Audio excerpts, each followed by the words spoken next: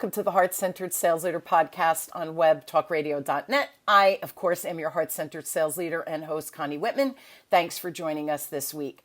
So as you listen to the show, I really do feel, I hope you feel my passion about changing that word sales from something that's icky and sleazy to really something of kindness, love, and respect for your client.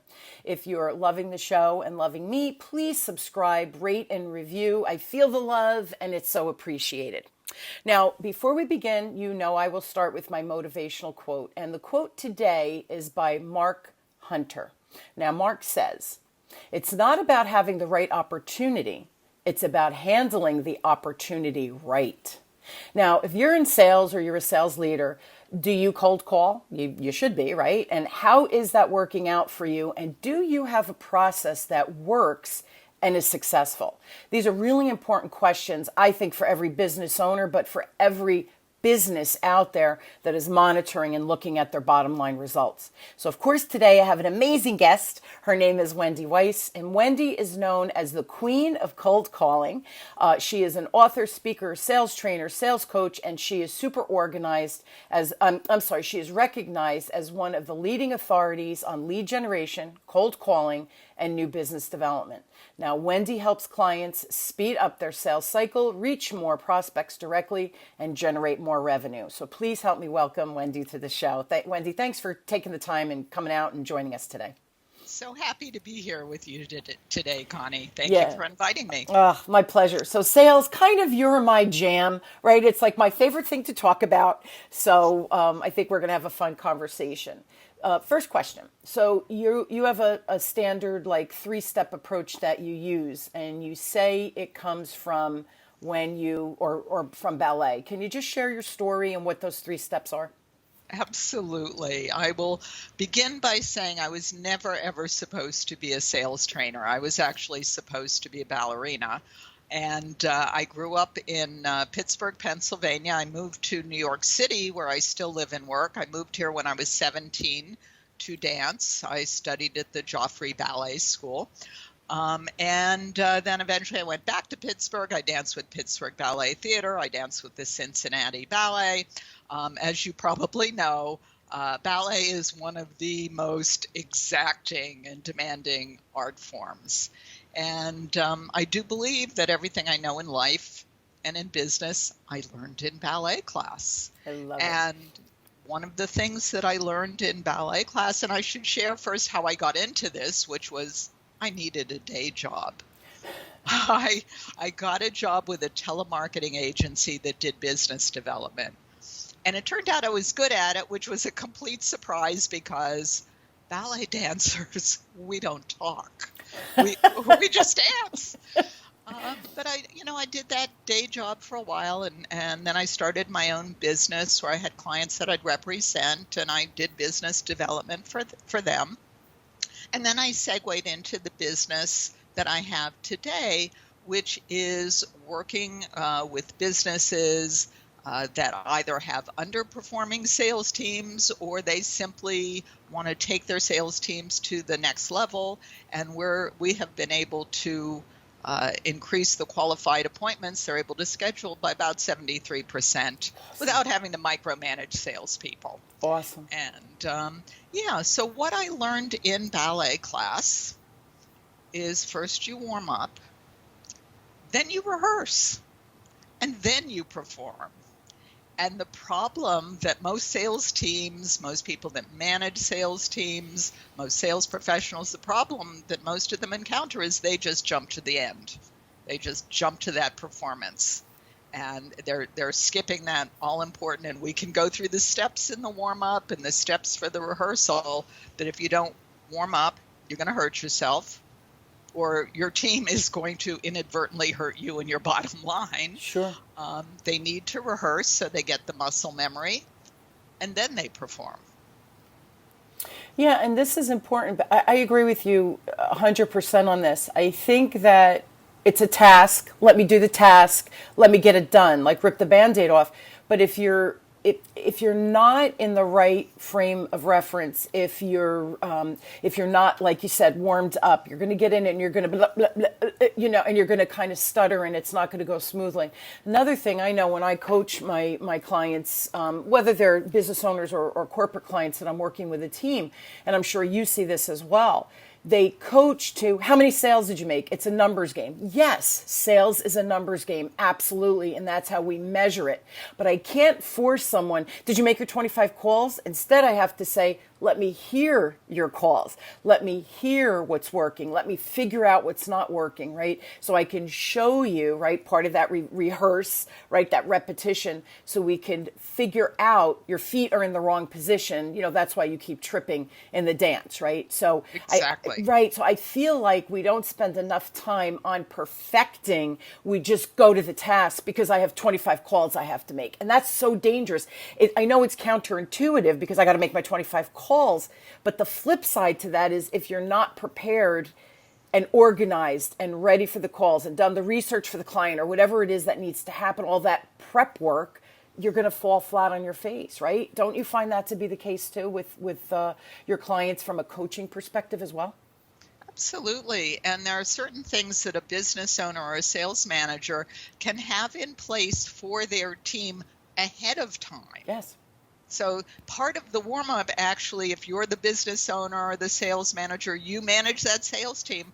Part of the warm-up is your responsibility to get things set up for your sales team so that they don't hurt themselves and they don't hurt you and your bottom line. That's right. And I want to piggyback on something you said about the numbers game, because I'm kind of on a crusade because people say so many dumb things about this topic of cold calling. Yes. And one of the dumb things that they say is, it's a numbers game, dial the phone 100 times a day. And if you're not getting traction, dial the phone 200 times a day. And this is a numbers game, but the real numbers game is about conversion. That's right. Results. Convert the dials into conversations with the right prospect. That's right. And then convert that conversation into a qualified appointment. And let me share with everyone my definition of the word appointment. My definition of the word appointment is that the prospect agrees to have an in-depth conversation about whatever it is you're selling. Because I think sometimes people get confused. They'll say, I do everything over the phone. That's okay. Maybe you get in your car and you go see people now, or maybe you do a Zoom call, or maybe you do everything over the phone, but you need to have the agreement. Like, I want to talk to you about this. And then you can have the conversation. Yeah, and I think it's the commitment that, yes, we'll block this time out in my schedule, but Wendy, you're going to block it out on your schedule and you're going to allow me an hour for us to have a really detailed conversation to figure out how and if I can help you. And the client or the prospect says, sure, yes, I'll give you that hour. They're not looking at their phone, especially on Zoom. We can see that now. I think more people are converting to Zoom, although some of my clients are still doing the phone calls, which is fine. But it's that commitment of time that, yes, I've blocked out my day for you or blocked out that time for you. Another question, Wendy, isn't cold calling dead? I know everybody says that too, so. Yeah, that's always so funny to me, Connie, because I have been in business for about 25 years. 25 years ago, everyone was saying cold calling is dead. And please make sure that all of your competitors think that. But the truth is it doesn't work the way it did 25 years ago. Right. It works the way it works today. But it is still a very powerful tool. And I'll let you in on another secret, because so many people think that cold calling is dead. There are actually fewer salespeople calling your prospects. Crazy. So if you pick up the phone to introduce yourself, your call is going to stand out because there's not a million of them. So true, right? It's like the hidden gem. Like, wait, who are you? Right, the pattern interrupt. Wait, who's calling me? I love it. But, and I know that you've been in this space like me. I've been in business 20 years, and I think we're peers from a age, a demographic of age.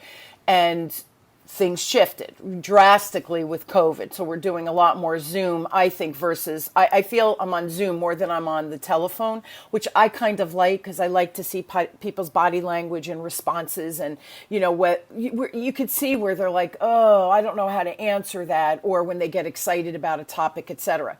So doesn't email, though, work better? And this is something that I learned last year about email marketing. So what's your take on that piece? Well, first of all, I'll say there's a difference between prospecting and marketing. They're related, but they're two completely different things. Agreed. The other thing I will say about this is there's actual research. It was done at the University of Chicago Booth School of Business, and they tested written communication against spoken communication. And, so written communication it's an email, it's a text, it's a social media post, it could be a letter. Spoken communication could be when you are face-to-face with someone. It could be on a Zoom call. It could actually be a voicemail. It could be on the telephone. Essentially, what they found out was that if people hear you talk, even if it's on a voicemail, they are more likely to respond positively and take action on whatever it is you're talking about. So what we do, we actually teach a very step-by-step method that includes leaving voicemails and sending emails. It's not one or the other, it's both. Use all the tools that are available to you. Absolutely. And it's funny because LinkedIn, to me, LinkedIn and Facebook, they're almost like an email resource, right? Some people are just more on LinkedIn than the email per se, because you've met on LinkedIn. But yeah, I agree with that 100%, that hearing someone's voice, there's a level of sincerity.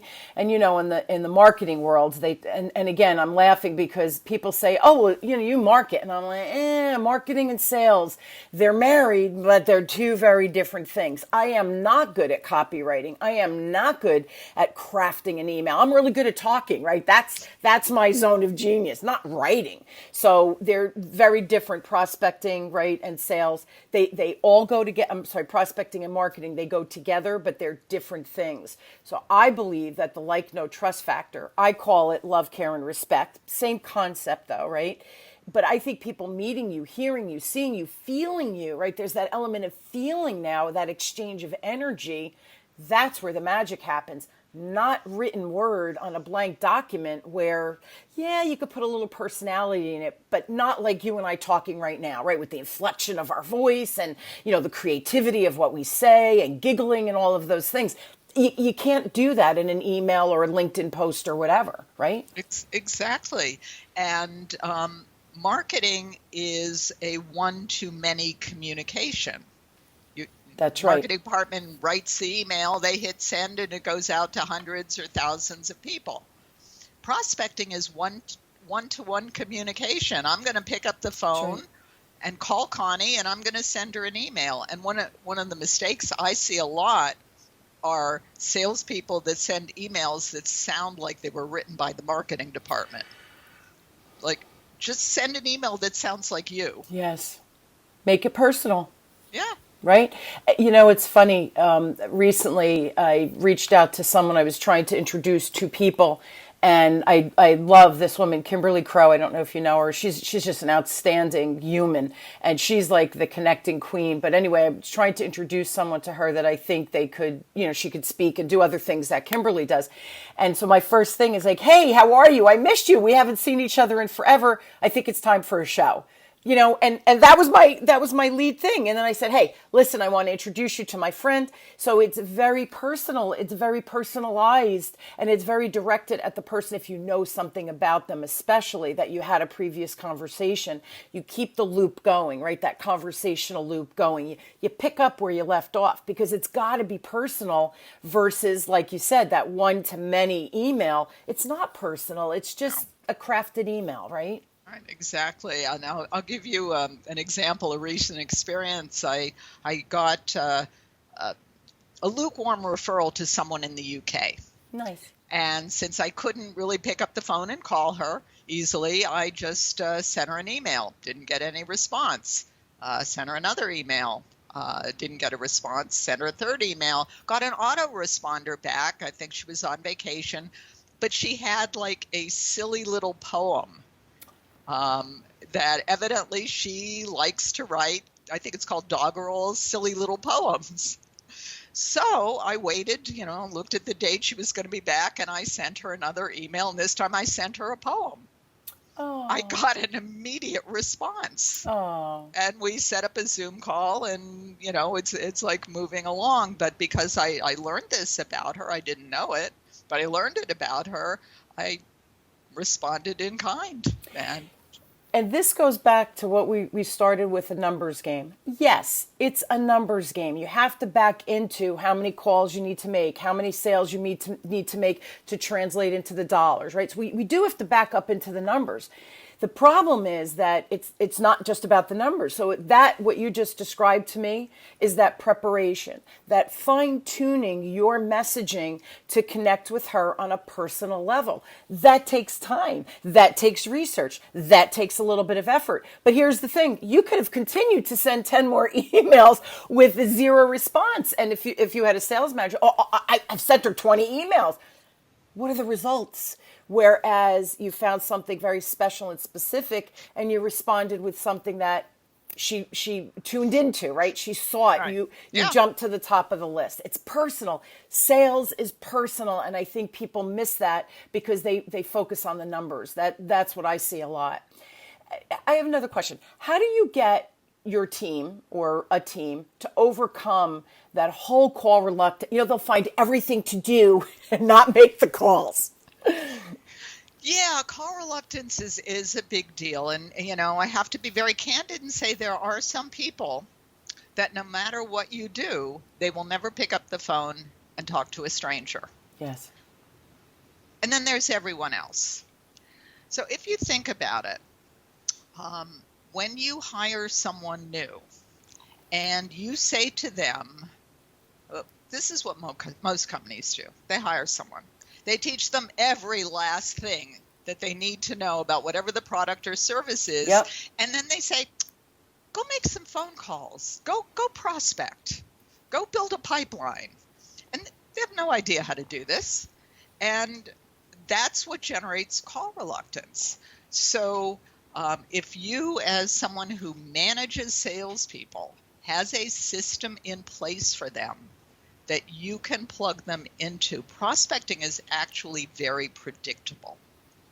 And you can set up a prospecting system, and you can measure it and benchmark it and know what works.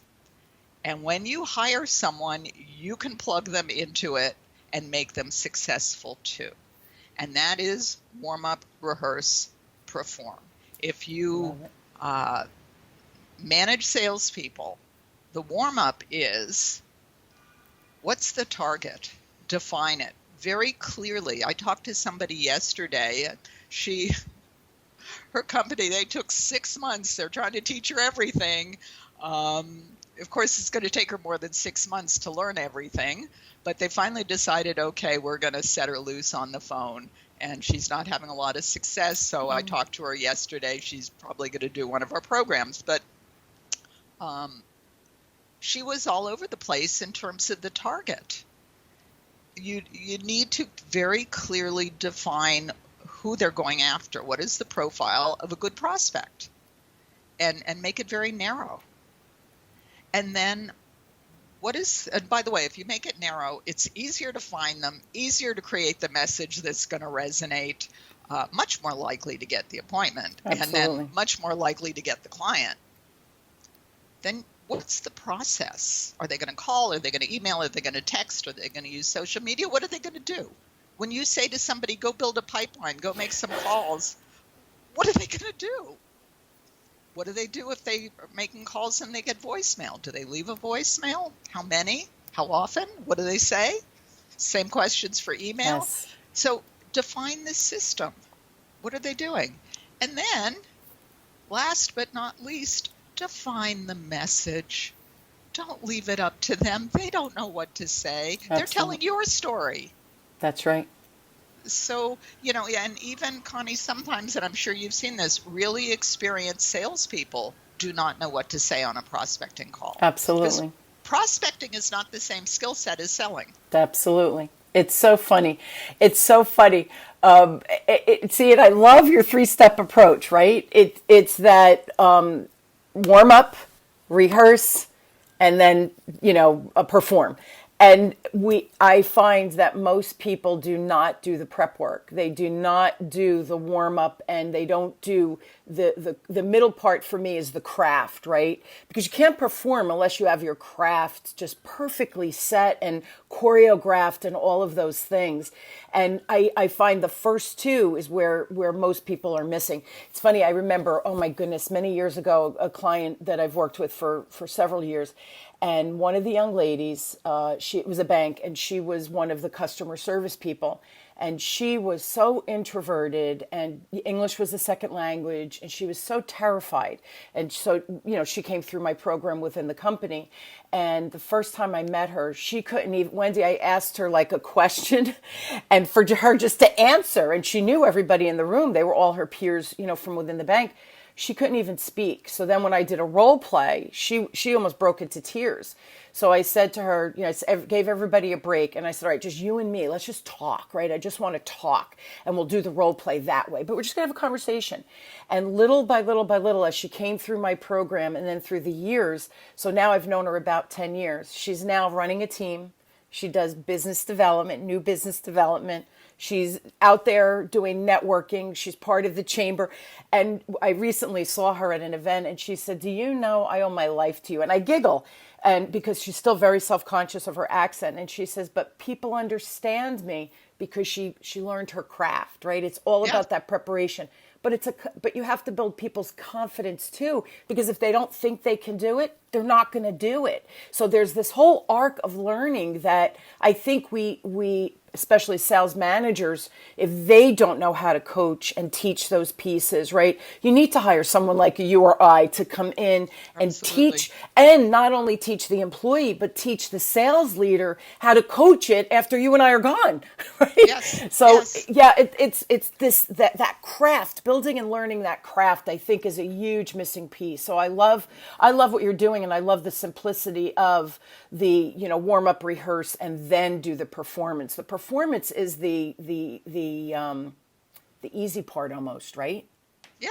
What enables the performance is that you've warmed up and you've rehearsed. There's a very insidious myth about the born salesperson, that somehow there are these people out there, they're just born knowing what to do and what to say. And, it takes 8 to 10 years to train a ballet dancer. It won't take you that long to train a salesperson. We teach people to set appointments in a matter of 2 or 3 months. Exactly. However, Anna Pavlova was one of the great Russian ballerinas of the late 19th and early 20th century. She danced with the Imperial Russian Ballet, Ballet Diaghilev. She was the first ballerina to tour the world with her own dance company. She very famously said, no one arrives from talent alone. Work transforms talent into genius. Yes. It's and she trained for 8 years at the Imperial Russian Ballet School, and if she hadn't done that, she wouldn't have joined the Imperial Russian Ballet or Ballet Diaghilev or toured the world. Well, what's funny, and I bet you see this too, everybody thinks people are an overnight success. There is no such thing. Right. Even with social media, you had 1 million views or whatever. No one's an overnight success. What was their backstory? There had to be stuff they did to be able to get to that point of being known for, and whatever that expertise is that they're known for. So really there is no such thing as an overnight success. No. And we actually use prospecting as a litmus test as to whether or not somebody is going to be successful. If one of our clients hires a new salesperson, brand new, they don't have a background in sales, the client usually sends them to us. We teach them to prospect. We can teach them to prospect and set qualified appointments for maybe somebody else in the organization that knows what they're doing. But you can teach someone to do that in a matter of weeks. Sure. And there are some people that will never pick up the phone no matter what you do. Yeah. And for everyone else, once they learn a very simple system and they know what they're doing and they know what they're going to say and they know how they're going to say it, and if the prospect says A, they know they're going to respond B, then that call reluctance goes away and you can make people really successful actually rather quickly. Yeah, it's knowing what to do is, I think, the critical piece. What's the best way that you found to be consultative, even if it's a cold call, right? So there's no work or pre-known information, maybe just a little bit. Okay, thank you for that question. And now I'm going to say something really controversial, which is consultative selling doesn't work for prospecting. Consultative selling is something else. Prospecting is prospecting. The way I think about it, prospecting is like asking someone for a date. If you want to go on a date with someone, you have to ask them. And if they say yes, then you go on the date. Prospecting is asking for the date. Consultative selling is going on the date. Yes. And people get these two things completely confused. It's like somebody wants to ask you for a date, Connie, and they say, hey, would you like to go out Saturday night, maybe have some dinner? And I want you to meet my family, and I want to meet your family. And do you believe in long engagements? And do you want to have children? And where do you want to live? No, you're not getting the date. I love it. So get the appointment. Remember, the appointment is the prospect agrees to have an in-depth conversation with you. Simple. So prospecting is asking for the appointment. Absolutely. Keep it simple, silly, right? Kiss roll. You have the appointment. Be consultative. Well, because in the appointment, you have more time to truly understand who the client is and what their situation is and how or if your solution is even going to work for them, right? Because sometimes the reality is, and this is my rule of thumb, Wendy, I have when you get to the point where you should be asking for the business or where they're agreeing that, yeah, we have something here, right, that I think you can help me, 3 things should happen. 1, the client is, oh, how fast can we do this? Oh my, you're exactly what I've been looking for. Second one is, I say to my clients, you have so many things going on. You are not even ready for this piece of the equation. Let's get all of these pieces in place. In the meantime, we could get some foundational things going, but you're not ready for the whole enchilada or whatever it is, right? So again, let's do this. How fast? You're not ready for me. Let's do some other things so that we make this, whatever this is, successful. Or the third one is, Wendy, where I've met people and I think, whoa, I am so not the person for you. You really need to meet, what you're really talking about is marketing. It's not sales, right? So then you bring in your partners. So notice I didn't say objection because I don't ask for the business if I shouldn't be asking for the business. That's where that ick factor comes in, right? Yeah, exactly. And people, when it comes to prospecting, when it comes to cold calling, because there is this fundamental misunderstanding of what they are trying to do,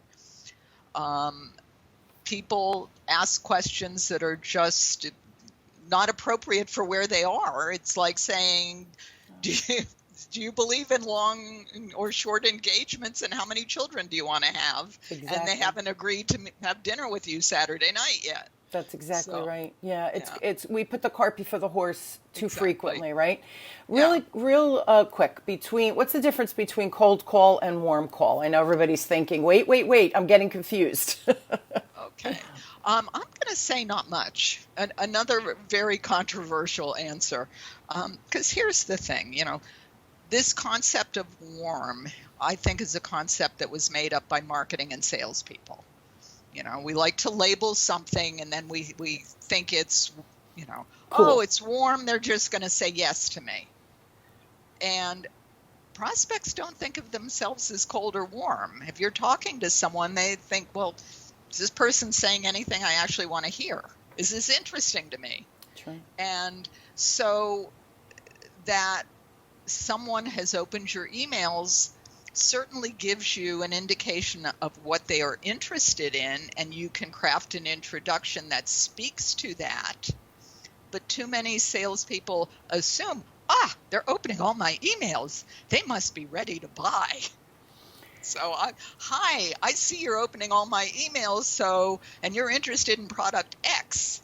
I want to talk to you about product X. And they're like, I don't know what you're talking about, So you still need to do all that same preparation. Agree. Yeah, and this is the last question that we have time for, but how can we position our calls so that prospects don't think we're just trying to sell them something? Just like you, in that example you just gave, it's like, hey, you open my emails, you're ready to buy, product X, right? How can we position the call so that it's not like, I think people go into defense mode because like, oh my God, here comes the pitch, right? Yeah, well, I'm going to give you a two-part answer, Connie, because first of all, another potentially controversial answer. I think salespeople need to get over the idea that they're not selling. That's the first thing. You're selling. You are selling. However, if you look at the sales cycle as a progression of steps, and you are prospecting, I think of it as introductory calling. Yes. If you're calling to introduce yourself, it's an introduction. It's not, hey, give me your credit card now. So you have to, you have to get that introduction. You have to get the agreement to have the in-depth conversation. That's usually considered the discovery phase. Yes. And maybe there's more than one of those kind of conversations. Maybe it's with multiple people. And then you come to a stage where you can actually offer a solution if it's appropriate. And after that, you close. But you don't go from hello to, oh, you're ready to buy, give me your credit card now. Yeah. And it's taken you 30 seconds to get there. That's not going to happen. Yeah. And you know what? I love that you said that you're selling. Just own it. Yeah. You're selling. And I don't remember who, and it's not important, but in an email, they said you don't have to sell to get business. Like it was all about marketing as far as their position, because they were marketing people, right? And I read that and I thought, it infuriated me because I thought, no, marketing doesn't make the sale. I don't even know if I want to deal with you. I have to meet the person. There has to be some kind of conversation for me to even see that this is a match that you'll never. Yes, if it's a $10 item or a $37 item, I bought stuff through the internet too, where I'm like, oh, that sounds interesting. It's $37. I'll read through the course, or I'll read that book. You never know. You pick up a tip or two. It's $37. But if you're talking a $2, $5, $10, $15,000 program, they're not buying through an email or through an email campaign, or because you did 4 videos and then at the end you put your offer out there. I just, for me, Wendy, maybe I'm just dense, but I just don't see that equating in my world. Well, let me share something with you that this was a number of years ago, but I went to an internet marketing conference that was put on by the Warrior Forum, which is a group of internet marketers. And I was a little bit intimidated because they were all, internet marketers, and I'm a sales trainer. But I went to this conference, and it turned out that every single one of the presenters that were all selling very high-level internet marketing coaching programs. Yes. That started, usually the program started around $25,000 per seat. They all ran telemarketing rooms. All of them. They were driving leads through their websites, and then they had people on the phone that were talking to prospects, because nobody is going to click on a buy now button for a $25,000 program. Crazy. Yeah. And I was a big hit because I was the only one there talking about using the telephone. Imagine that. You see, simple. That. Again, KISS, right? Keep it simple, silly, because really the basics, it's like Jeter, when he or I don't know if he still plays. I'm not a baseball fan, but that's just the name that popped in my head. When he goes to basic training, Do you think the coach says, you're Jeter, go and sit down, have a Mai Tai. We're going to practice over here. Get out there, do the fielding and the batting and whatever other things. You got to go back to the basics because, by the way, the basics work, right? Absolutely. Yeah. And, if you're a ballet dancer, even if you were a star of American Ballet Theater, the New York City Ballet, you take a ballet class every single day, 5 or 6 days a week. Exactly. You take class. Exactly. And you've got a teacher that's going, nope, that's wrong. Do it again. Nope, still not right. Do it again. Absolutely. It's funny, my kids played hockey, even collegiate hockey. Now they both graduated, but they would have, when they did training, they would have what was called off-ice training. They would do, weights and different things other than just their hockey moves, right? Those, whatever that muscle memory is. They did those kinds of things, jogging, running, whatever. They did where they watched videos of themselves and they watched videos of the teams they were going to play. And then they were on the ice doing the scrimmage. But that was like a little piece of the entire program. It's the same thing we're talking about. You got to do all of that off-ice stuff, the practice, right? The class, the ballet class, to be able to really perform. But we do things so backwards. We want the end result too fast. I think that's probably part of the problem in our culture. Like, I want it now, right? I want it now. It's crazy. Yeah. And again, if you've hired a brand new salesperson, teach them to prospect. You can do that in a matter of weeks. Absolutely. Or come to Connie, come to me, go to somebody if you don't know how to do it. That's exactly but right. You can teach someone to do this in a matter of weeks, and that's going to tell you right there and then whether or not they're going to be successful. Because if they will not pick up the phone to talk to prospects, they're not going to be a successful salesperson. Maybe they should be in your operations department, Yeah. especially if they're a good employee, right? That you like them or they're intelligent. Guys, I know you need more Wendy. Please go to her website. It's coldcallingresults.com. And if you have a specific question for Wendy about our conversation today, please email her at wendy@wendyweiss, and it's WEISS.com. You could also email her through the website, coldcallingresults.com. Don't worry, all of that will be in the show notes so you can easily find Wendy. You are my people, Wendy. I just love everything you said. It's so simple, and yet it's not, right? There's so many sub-layers to what we talked about today and so many sub-skills. But the bottom line is warm up, rehearse, and then perform. Yes, I love it. I'm always going to remember that, Wendy. That's so great. Thank you so much for that little tip. I hope everyone enjoyed Wendy's insight. It works, right? Again, going back to the basics works. Wendy, thank you so much for being on and sharing your zone of genius. Yeah, this was a lot of fun. I loved hanging out with you. Thank you. My pleasure. I'd like to offer our listeners a gift before we go. Oh my gosh, and that is, yes, we have the Business Owner's Guide to Scheduling More Qualified Appointments while the prospects are all freaking out, written for the times we live in today, and also the Cold Calling Survival Guide. It's a bundle, and I believe you have the link for that. You'll post that with the show notes. You can download it. I will post that link for everybody. Absolutely. Yes. Thank you for that. I love giving gifts to my listeners.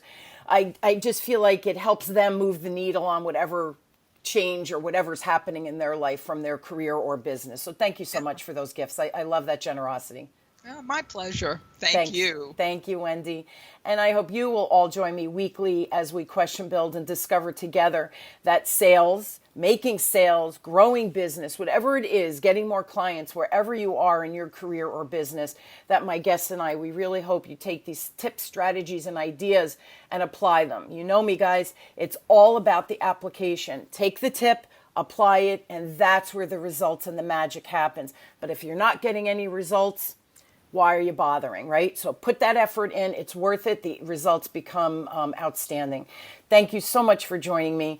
Thank you for tuning into the Heart-Centered Sales Leader podcast with me, your host and Heart-Centered Sales Leader, Connie Whitman.